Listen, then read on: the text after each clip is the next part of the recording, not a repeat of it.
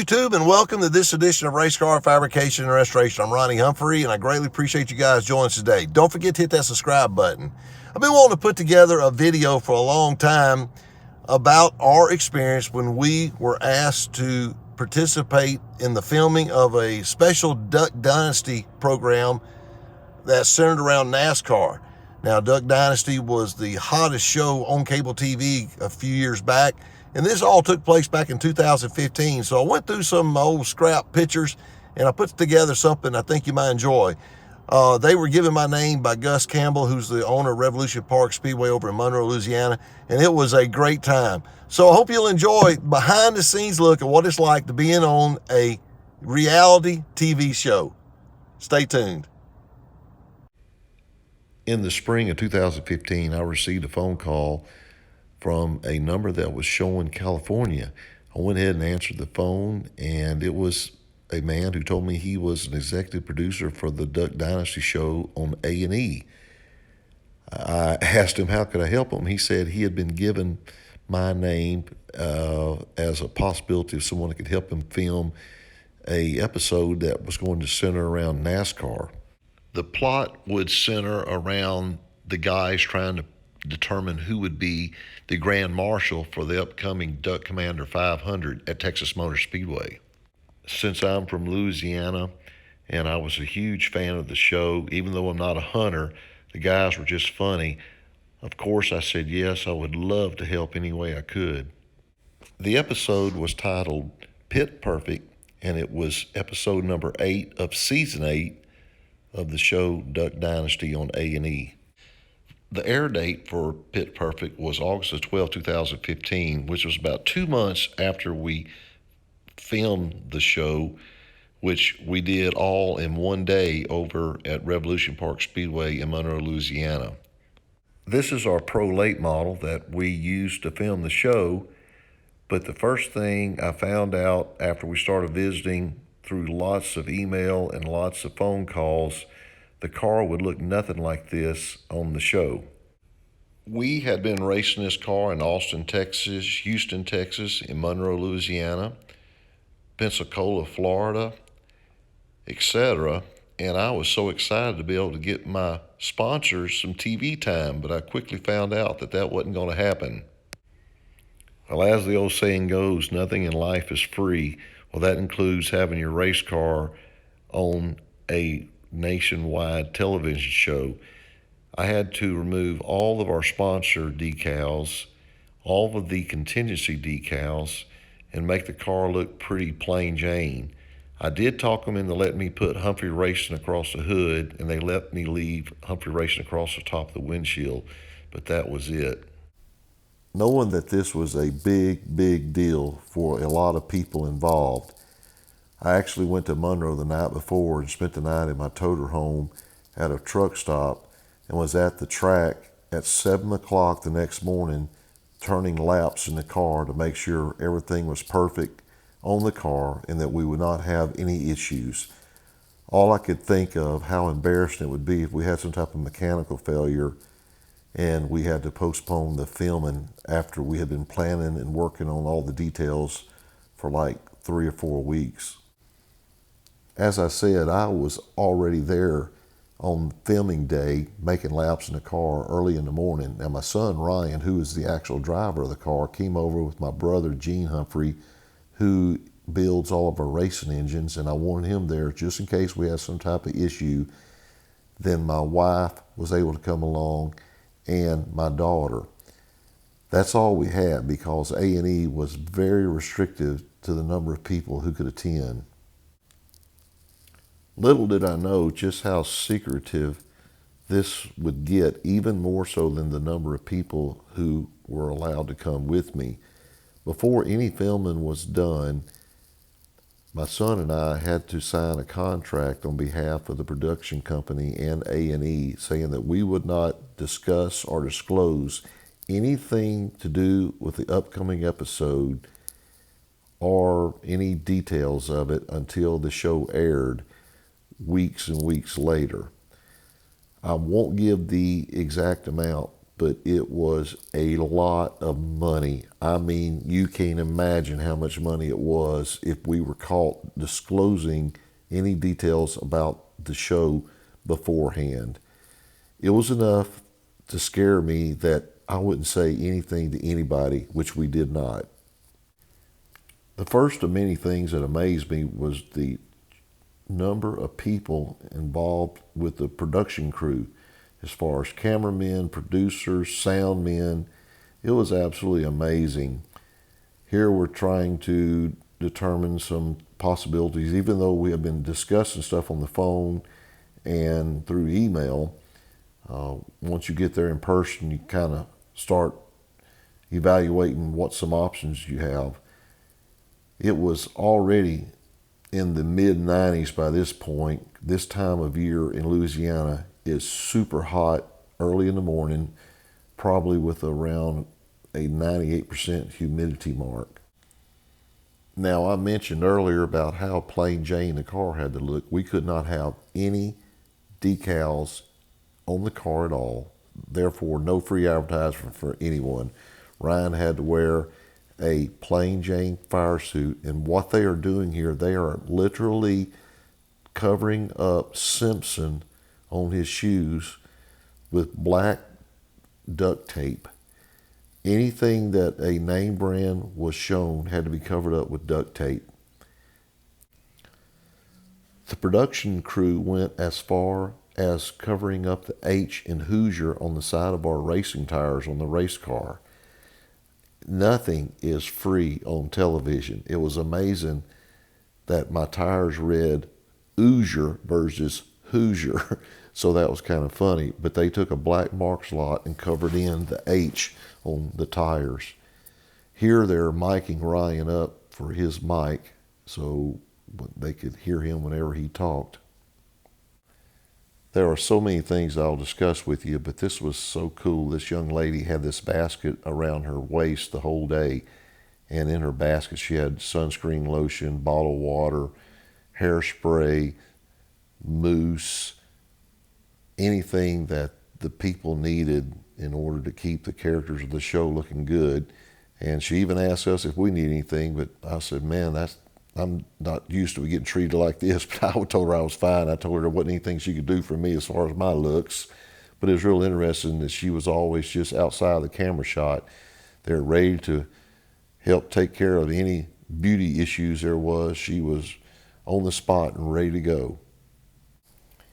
Here the production crew is mounting a GoPro camera on top of our pit gun that we use to change tires during filming. I hate so much that they cut this portion of the filming out on the show when it aired, but it was funny watching the crew members, or cast members, trying to change a tire. And luckily in my old days of being a NASCAR pit crew member, I could still bust a tire change pretty fast. And it was really funny when they saw how fast it could be done compared to what they were doing it at. It was pretty funny. But unfortunately, as they say, it got left on the cutting room floor. The production crew also brought a drone to use during filming, but they did not realize that the racetrack was just a couple of miles south, as a crow flies, as they say, but just a couple of miles south of the Monroe Regional Airport. So they would be operating in restricted airspace with the drone, which I didn't understand because it wouldn't be that high in the air, but nonetheless, you have to follow those guidelines, so they were not able to use the drone during the filming of the show. This is a camera rail system that slides back and forth without bumping the camera, but they set this up just to get a intro shot either coming into a commercial or coming out of a commercial. It probably wasn't but 2 seconds long, but they used this setup just to get a shot sliding down the rails of our pit box. Here the production crew is mounting the GoPro cameras around the car on the inside and out for all the different shots and angles they wanted to get. I think they ended up putting around 4 or 5 cameras inside the car and outside for all the different angles they wanted during the production. You remember how I was telling you about no free advertising for anything? Well, if you look real close, you can see Impala on the nose has been blacked out with duct tape. It just says SS. Normally it would have said Impala SS. So again, no free ride on TV.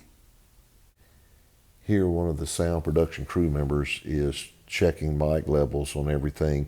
They actually took one of my extra pit crew radios and put it in the center of the track on a chair wrapped up in a towel, which was pretty cool, so it would not get any external noise. They put one of their microphones right by the speaker on the radio, and it was on all day long. Luckily, the battery held out, so they were able to catch all the car audio of me talking back and forth to the drivers. So that was pretty cool how they did that. Once we finally got to the point where we could start filming, it was kind of nerve-wracking at first, but the guys were so easy to work with, and you just had to forget that you're just being filmed and just trying to carry on a conversation with friends. We really went way off the script. I was surprised at as far as what the plot had been written for the show. The general plot never changed, but all the details that they had written that they wanted to film just went out the window. It was funny how that just went totally away. But every once in a while, the producer would step in and say, okay, let's reshoot that. Let's talk about this. Let's talk about that. Or you demonstrate this. But all in all, it went pretty smooth. I was amazed at how the producer would let the cast members just ad-lib. If they came up with something on their own, they'd just say, go with it, keep talking. And they just would run with something, and they could lead me or lead each other. It was hilarious. You know, Cy is always kind of the jokester on the show, and all of them are, cut-ups. But, man, they are all, in real life, very sharp. You can see why they've been so successful in their business side, because they are some sharp cookies. Now, if you're a fan of the show, you know that Cy always drinks tea on the show. Well, that's true. This is the tea that he actually brought with him. It must be a full gallon that he had with him the day of the filming.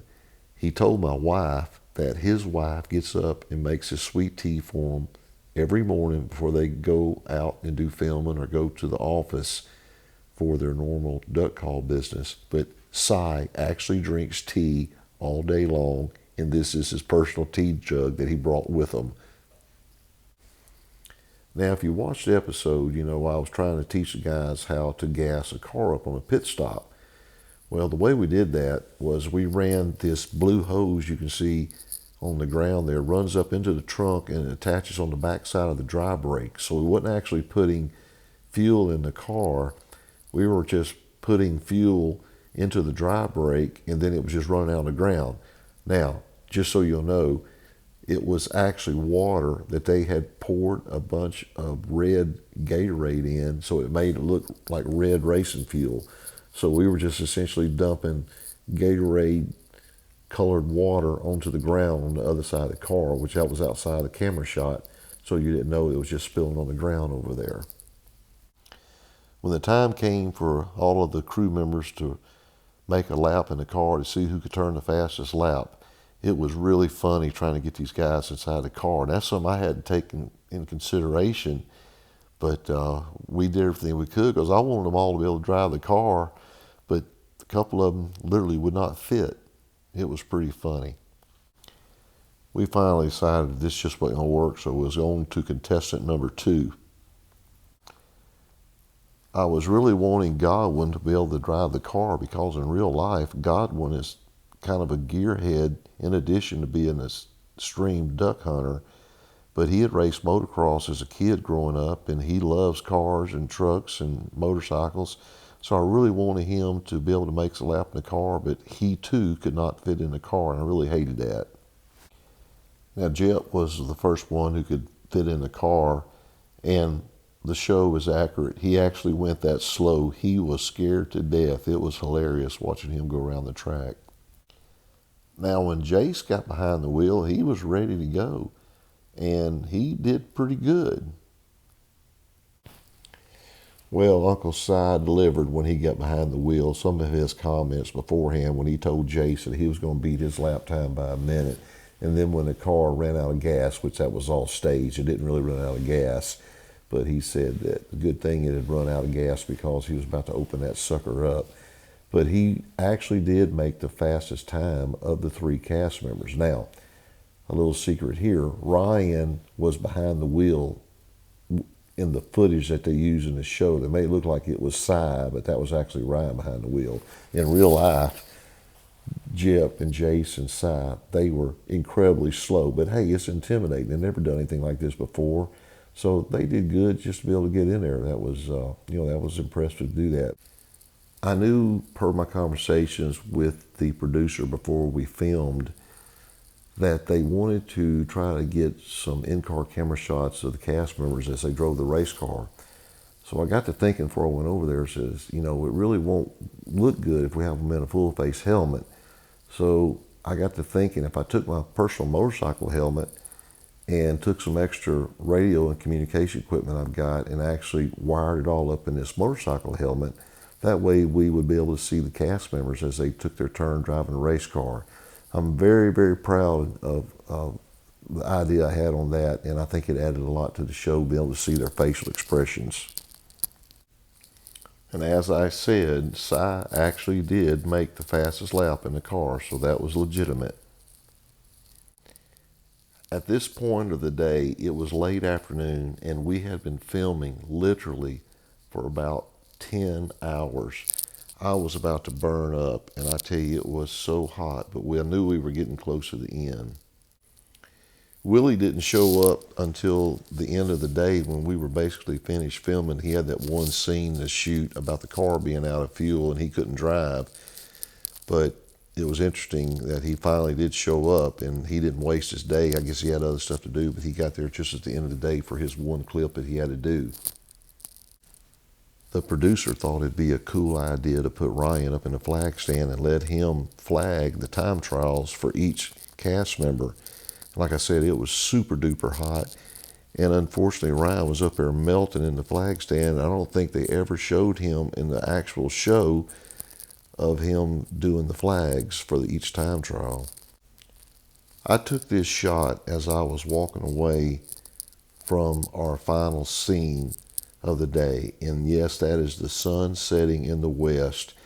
We filmed for almost 12 hours to be able to get essentially 12 minutes of airtime on the show. There hasn't been very many things in my life that I have been so stressed out about, including running some really big time races, but this was a big deal. But we made lifelong friends with Jace and Jep and Willie, and it was just a wonderful experience. Si was so cool and so funny and so smart. My wife fell in love with him. Just a super, super guy. I actually ran into Jace at a Trump rally that was held over in Monroe just a couple of years ago, and he was just as nice as he ever was. He asked how my son Ryan was doing, and I couldn't believe he remembered his name, but the whole group is just class act. After this episode was released in August of 2015, I was diagnosed with stage 3 prostate cancer just a couple of months later and went through surgery and 39 rounds of radiation.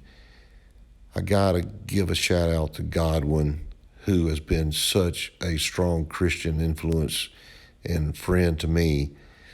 His wife, both are just super people. After I got out of the hospital and got back to feeling a little bit better in 2016, I had a big fundraiser, and Godwin came and donated his time so we could raise money for prostate awareness, and I will never, ever forget him doing that for me.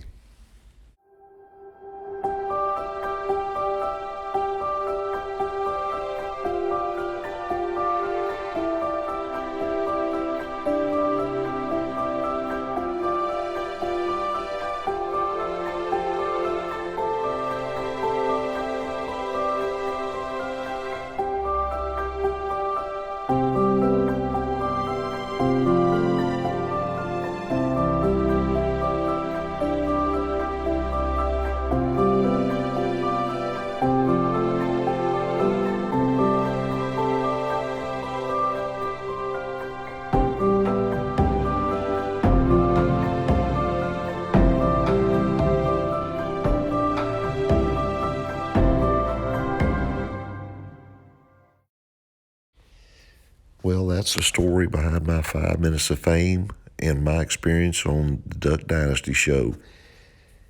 It's amazing. I look back how everything played out. I was so nervous about it, and I've had lots of people ask me, I bet they paid you a lot of money, when in reality they did not. They pretty much almost covered all of my expenses, but most importantly, they did cover the cost of getting the car re-lettered and re-decaled back the way it was supposed to be.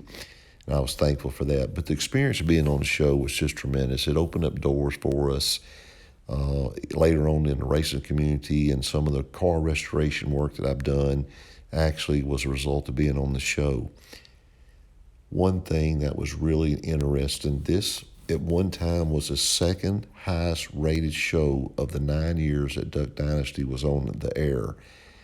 And the night that it aired, it was the number one rated cable show that night. So that's just tremendous. But to show you the impact that it has, I was allowed to leave the HumphreyRacing.com logo across the top of the windshield. And normally we may get maybe 10 or 15 people look at our website during every couple of days just to see where we're racing and what was going on. The night that this show aired, we had 9,800 hits on our website. And I have friend requests and have made friends all across the country that people saw the show and just want to get to know us, and just a great experience all the way around. But I appreciate you watching and hope you enjoyed behind the scenes of our experience on the Duck Dynasty program.